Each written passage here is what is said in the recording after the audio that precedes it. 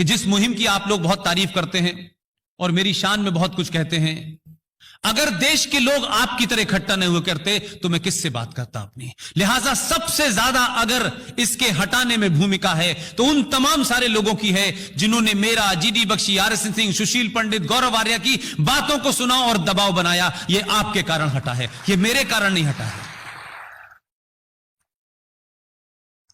यह हट गया है, यह समाप्त हो गया है। जल्दबाजी मत कीजिए, अब युद्ध शुरू हुआ है। मत सोइएगा, नस्लें भुगतेंगी, ध्यान रखिएगा। जिन लोगों ने 70 साल में अंदर सत्ता का दुरुपयोग करके, व्यवस्था को अपने इस्तेमाल करके, कॉन्स्टिट्यूशन का इस्तेमाल करके जिस किस्म की चीजें ताकत बना ली है, वो लोग पूरी ताकत से हमला करेंगे, पूरी ताकत से करेंगे, अलग अलग शक्ल में करेंगे। सेकुलरिज्म की चादर में करेंगे, लेफ्ट की चादर में करेंगे, सोशलिज्म की चादर में करेंगे। गफलत में मत आइएगा, कोई कंफ्यूजन मत रखिएगा कि गंगा जमुना तहजीब, गंगा भी मेरी, गंगा जमुना भी मेरी, लेकिन तहजीब तुम्हारी। कमाल है भाई। तो हमने जो नैरेटिव बनाए हैं, हिंदू, मुस्लिम, सिख, ईसाई आपस में है भाई भाई, ये फ्रॉड है। सिख हमारे भाई है, इसलिए भाई कहने की जरूरत क्या है? अरे भाई, हमारे ही परिवार का तो पुत्र है ना वो, तो सिख को हमने कैसे अलग कर दिया? लेकिन कुछ लोग पंजाब में इन मंसूबों में कामयाब हो गए हैं। वहां कांग्रेस की सरकार है, तब भी एक ड्रोन से पंजाब के एक हिस्से में बहुत सारे हथियार गिराए गए। ये आज की घटना है। लेकिन मैं इस बात से खुश हूं कि पंजाब का मुख्यमंत्री किसी पॉलिटिकल पार्टी का हो, लेकिन कुछ मामले में वो राष्ट्र के साथ खड़ा हुआ है। उसको सत्ता प्यारी नहीं है, पढ़ा लिखा आदमी है, राजनीति का भूखा नहीं है। कैप्टन अमरिंदर सिंह को पार्टी कोई भी हो, जो स्टैंड उन्होंने लिया है वो किसी में हिम्मत नहीं थी लेने की। लिहाजा सिखों को बहलाया गया, इनको गलत बात बताई गई, नरेटिव गलत क्रिएट कर दिया गया, इनके बारे में कुछ और कहा गया, हमारे बारे में कुछ और कहा गया। ऐसे ही एक 22 करोड़ की जमात है जो हमारे कंधे और हमारे बाजू हुआ करते थे। कुछ हमारे बुजुर्गों की भूल से, कुछ कंफ्यूजन में, कुछ हमारे दुश्मनों ने इसको ऐसे तरीके से पेश किया, कहा कि ये दलित, ये तो हिंदू है ही नहीं। हिंदू जो लार्जर फैमिली है, जिसको मैं सनातन कहता हूं, मैं हिंदू भी नहीं कहना चाहता, उसमें से जिन लोगों को तोड़ा गया, उसमें एक नया एजेंडा चल रहा है 1947 के बाद। उस वक्त था दलित मुस्लिम, अब है जय भीम और जय मीम। दलितों को वो समझा रहे हैं कि तुम हमारे भाई हो,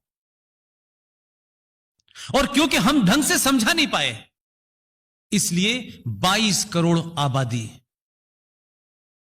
जो सब कुछ उन्होंने बर्दाश्त किया, यानी 1200 के अंदर जो घटना है, और उसको मैं जब देखता हूं वो कश्मीर से रिलेटेड है, इन दो बातों को मैं जोड़ना चाहता हूं। वाल्मीकि समाज में, दलितों में आज भी, क्योंकि हमारी निगाह बदल गई है, क्योंकि खूबसूरती की डेफिनेशन अब तैमूर की मां पैदा बता रही है कि यही खूबसूरती की डेफिनेशन होती है। 1200 में दलितों की महिलाएं शादी होकर के जब गांव में आती थीं, तो शेख साहब, आपके महाराष्ट्र की कहानी है, आप लोगों को इसलिए याद दिला रहा हूं। तो उस नई नवेली दुल्हन को शादी के बाद 3 दिन तक शेख साहब के घर में रहना पड़ता था, उसके बाद वो अपने पति के पास जा पाती थी। ये रस्म थी। लेकिन मैं उन तमाम वाल्मीकियों को जो मेरी बात सुन रहे हो या जो यहां मौजूद हो, न मैं दिल से सलाम करता हूं, पैर छूने तक के लिए मैं राजी हूं। उन्होंने उस दौर में क्या किया, इस प्रथा से अपने को बचाने के लिए उन्होंने शेख साहब के यहां एक प्रतिनिधिमंडल मिला और कहा, शेख साहब, आप हमारी बहू को अपने घर लाते हैं, 3 दिन तक रखते हैं अपने हरम में और फिर देते हैं, लेकिन हमारी आपसे एक विनती है, क्या ये छोटी सी मांग आप हमारी मांग लेंगे कि हम अपनी बहू को, जिसकी शादी होगी, हम आपके घर छोड़ने आएंगे, लेकिन वो अपने कुल देवता की पूजा कर सकती है कि नहीं कर सकती है? शेख साहब की तो अकल घुटनों में होती है वैसे भी। शेख साहब ने कहा, करिए। मैं इस बात को, देखिए, कोई राजनीतिक उससे नहीं कह रहा। उन दलितों ने, आप 1200-1100 की बात बता रहा हूं मैं आपको, उन्होंने क्या किया कि कुल देवी के नाम पर जो बहू शादी होके आती थी घर में, उसको घर ले जाने से पहले वहां ले गए कि कुल देवी की पूजा होगी और कुल देवी के ऊपर बलि चढ़ेगी। कितने तेज लोग थे, कितने समझदार लोग थे। उन्होंने कुल देवी पे अपनी बलि चढ़ाने के लिए कहा कि हम सुअर की बलि चढ़ाएंगे। और आप सोचिए, मैं बार बार कहता हूं, इस जब चीजों को पढ़ता हूं तो मैं सोचता हूं कि हम कहां से चले थे, कहां आ गए हैं यार। इतना वाइब्रेंट समाज, आज हम किस मोड़ पे पहुंच गए हैं। और उन्होंने कहा, आप सबको ये रस्म आपके यहां भी होगी कि जब कोई दुल्हन आपके घर पहली बार शादी होकर आती है तो घर में एंट्री से पहले उसके पैरों के तलवों पे महावर लगाते हैं और उसी पैरों को रख के वो अंदर जाती है। ऐसा होता है। उस वक्त के दलितों ने क्या किया, कहा कि सुअर की बलि चढ़ेगी और इसके खून जो है इसके तलवे में लगेंगे और ये जिस घर में भी जाएगी, चाहे शेख साहब के घर में जाएगी, लेकिन पहले वहीं पहुंचेगी। शेख साहब को जब पता चला कि तो सुअर का खून लेके आई है, शेख साहब के तो, और उस दिन से वो प्रथा बंद हो गई। मैं इस घटना को जोड़ करके एक बड़ी बात आपके सामने रखना चाहता हूं। जिस जम्मू कश्मीर में कश्मीरियत, इंसानियत और जमहूरियत की बात होती है, भाईचारे की बात होती है, पंडितों को मारते रहो, भाईचारा करते रहो, उसी जम्मू कश्मीर में 1957 के अंदर स्वीपर्स की हड़ताल हो गई थी। बख्शी गुलाम मोहम्मद साहब पहले प्राइम मिनिस्टर थे कश्मीर के, बाद में मुख्यमंत्री हुए। उन्होंने कहा कि दलितों को, हिंदुओं के अंदर कोई एक कम्युनिटी होती है जो गंदगी साफ करती है, तो उन्होंने अपने काबीना के 2 मंत्रियों को गुरदासपुर, पठानकोट और अमृतसर भेजा और 200 वाल्मीकि लोगों को वो लेके आए 1957 में और उनसे कहा कि आप हमारी गंदगी साफ करें, हम आपको नौकरी देंगे। 1957 के भारत को जरा तसव्वुर करें कि उस वक्त कोई भी चीज नहीं थी ऐसी कि जिसको लेकर के लगता हो कि भाई कौन सी नागरिकता है, कैसी नागरिकता है। देश का बुरा हाल था, जिसको जो जगह मिल रही थी वहां चला गया। लेकिन बख्शी गुलाम मोहम्मद साहब ने उनसे वादा किया, वादा करके वो चले गए, उनकी डेथ हो गई। जब ये 35A की जानकारी के सिलसिले में हम जम्मू लगातार जा रहे थे, तब हमको पता चला जघन्य अपराध पूरी दुनिया में ऐसा नहीं हुआ। और भारत जैसे देश के अंदर शर्म आनी चाहिए उन तमाम लोगों को जो सुबह से लेकर शाम तक दलितों की राजनीति करते हैं, और उन राजनीतिकों को जो कि राजनीति नहीं भी करते लेकिन राजनीति की बातें बड़ी बड़ी करते हैं। न प्रोफेसर्स ने, न रीडर्स ने, किसी सोशल एक्टिविस्ट ने इस मुद्दे को 54 साल में, 50 साल में नहीं उठाया।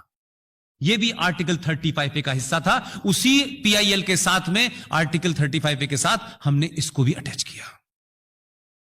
जघन्य अपराध सुनिए, अभी नहीं, जघन्य अपराध सुनिए।